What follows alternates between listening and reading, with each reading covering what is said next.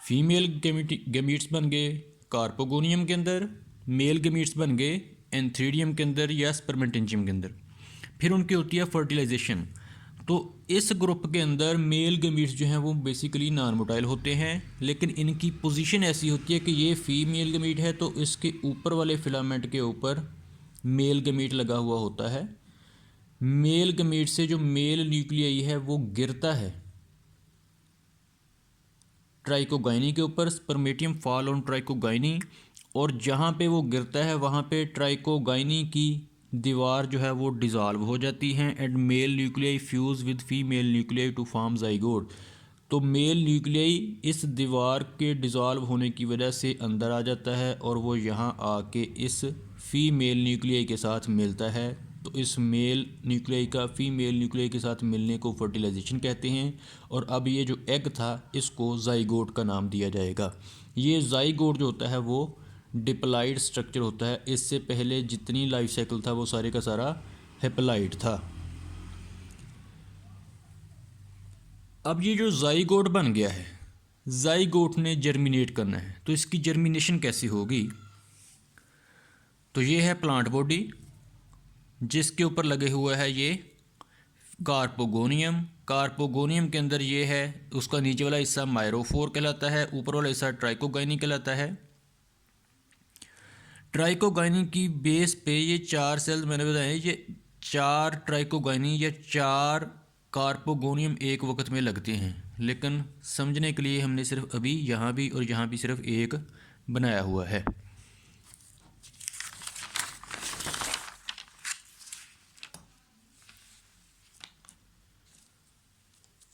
Zygote जो कि मौजूद था मायरोफोर के अंदर, ये है कार्पोगोनियम ओरिजिनल स्ट्रक्चर। यहाँ पे एग था, एग की फर्टिलाइजेशन हुई तो जाइगोट बन गया। अब जाइगोट जो है वो डिवाइड होता है, मियोसिस होती है। जाइगोट की मियोसिस होती है तो 4 सेल्स बन जाते हैं, यानी डिप्लॉइड स्टेज सिर्फ इतनी थी, जाइगोट बना तो डिप्लॉइड स्टेज आ गई। जाइगोट ने जब जर्मिनेट करना है तो उसकी जर्मिनेशन के वक्त सबसे पहले मियोसिस होगी, जिसकी वजह से 4 न्यूक्लियाई बन जाएंगे और दोबारा हेप्लॉइड स्टेज आ जाएगी। अब ये जो मायरोफोर है, जिस वक्त जाइगोट डिवाइड हो रहा है म्यूटिकली, उसी वक्त इसके ऊपर कुछ उभार से सेल से बन जाएंगे। इनको कहा जाएगा गोनीमोब्लास्ट इनिशियल्स। ये डिवाइड होंगे, न्यूक्लियाई जो है वो एक इसके अंदर माइग्रेट कर जाएगा गोनीमोब्लास्ट इनिशियल के अंदर। ये डिवाइड हो गए तो एक चेन ऑफ सेल्स बनाएंगे। इस चेन ऑफ सेल्स को एक फिलामेंट कहा जाता है। इस फिलामेंट का नाम है गोनीमोब्लास्ट फिलामेंट। ये था फीमेल कार्पोगोनियम। फीमेल कार्पोगोनियम के 2 हिस्से, ऊपर वाला ट्राइकोगाइनी, नीचे वाला मायरोफोर। जब फर्टिलाइजेशन हो गई, जाइगोट डिवाइड हो गया मियोसिस के थ्रू, तो फिर उस मायरोफोर के ऊपर उभार से न्यू सेल्स प्रोड्यूस होंगे। उन सेल्स के अंदर न्यूक्लियाई माइग्रेट कर जाएंगे, वो इनिशियल सेल्स कहलाएंगे। इनिशियल सेल डिवाइड होकर एक फिलामेंट यानी चेन ऑफ सेल्स बनाएगी। उस फिलामेंट को गोनीमोब्लास्ट फिलामेंट कहा जाएगा। गोनीमोब्लास्ट फिलामेंट के ऊपर जाके एक स्ट्रक्चर बनेगा स्पोरेंजियम की तरह, जिसके अंदर स्पोर्स प्रोड्यूस होंगे। ये जो स्पोरेंजियम की तरह स्ट्रक्चर है इसको कहा जाता है कार्पोस्पोरेंजियम, कार्पोस्पोरेंजियम या कार्पोस्पोरेंजिया।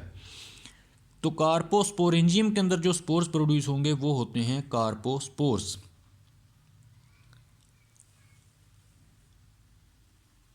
अब ये जो कार्पोस्पोर्स बन गए हैं ये रिलीज होंगे, गिरेंगे किसी स्वीटेबल प्लेस पे और जर्मिनेट करके बनाएंगे form pod of cells parenchymatous tissues. अब ये जो बनाएंगे कार्पोस्पोर्स यहाँ बने हैं, ये कार्पोस्पोरेंजियम टूट जाएगा, कार्पोस्पोर रिलीज़ हो जाएंगे, किसी स्वीटेबल प्लेस पे गिरेंगे। जब गिरेंगे तो फिर हालात साजगार हुए तो वो दोबारा डिवाइड होना शुरू हो गए, यानी जर्मिनेट होना शुरू हो जाएंगे। तो ये थे कार्पोस्पोर्स। कार्पोस्पोर डिवाइड होकर एक चेन ऑफ सेल दोबारा बनाएंगे। उस चेन ऑफ सेल को प्रोस्ट्रेट फिलामेंट कहा जाएगा।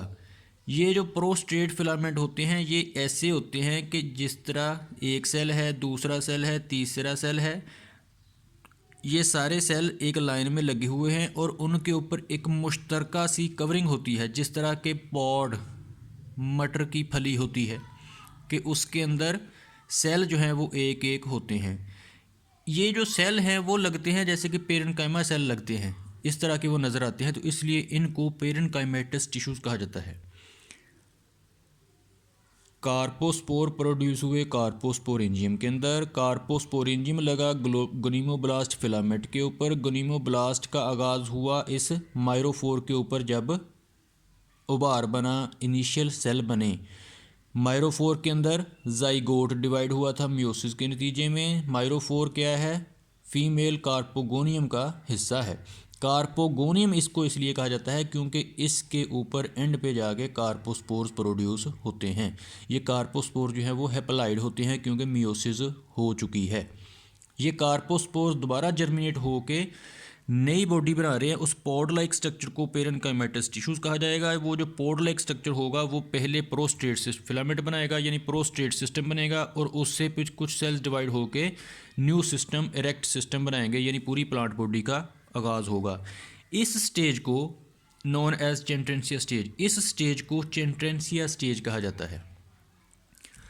अब यही जो फिलामेंट है जो कि यहाँ पे लेटा हुआ है, यहाँ पे मैंने इसको वर्टिकली बनाया है, तो इसी वर्टिकल फिलामेंट के ऊपर एक सेल जो है वो दोबारा उभार बना लेता है, एक स्पोरेंजियम की शक्ल इख्तियार कर लेता है। इस स्पोरेंजियम को मोनोस्पोरेंजियम कहा जाएगा। इस मोनोस्पोरेंजियम के अंदर स्पोर्स प्रोड्यूस होंगे। स्पोर जो हैं वो चेन्स में अमूमन प्रोड्यूस होते हैं यहाँ पे। तो स्पोर्स अब दो बार प्रोड्यूस हो गए। यहाँ पे फीमेल रिप्रोडक्टिव सिस्टम के ऊपर कार्पोस्पोर्स, कार्पोस्पोर की जर्मिनेशन से ये चेंट्रेंसिया स्टेज आई। चेंट्रेंसिया स्टेज के ऊपर फिर एक और किस्म के स्पोर्स मोनोस्पोर प्रोड्यूस हुए हैं। अब क्योंकि ये स्पोर जो हैं वो फ़ौरन प्रोड्यूस हुए थे फर्टिलाइजेशन के बाद, तो ये सेक्सो रिप्रोडक्शन में आते हैं। मोनोस्पोर जो हैं वो क्योंकि वैसे ही माइटोटिकली बन रहे हैं, तो इसलिए इनको एसेक्सुअल स्टेज के अंदर कहा जाता है। अब ये जो मोनोस्पोर होते हैं, apical monospore germinate to produce a new plant body. ये जो चेन्स बनती हैं मोनोस्पोर्स की इस मोनोस्पोरेंजियम के अंदर, उसके जो एपिकल सेल्स हैं, नीचे वाली चेन्स के एपिकल सेल जो हैं वो जर्मिनेट करके new plant body, new batrachospermum plant बना देती हैं। तो इस तरह ये लाइफ साइकिल कंप्लीट हो जाता है।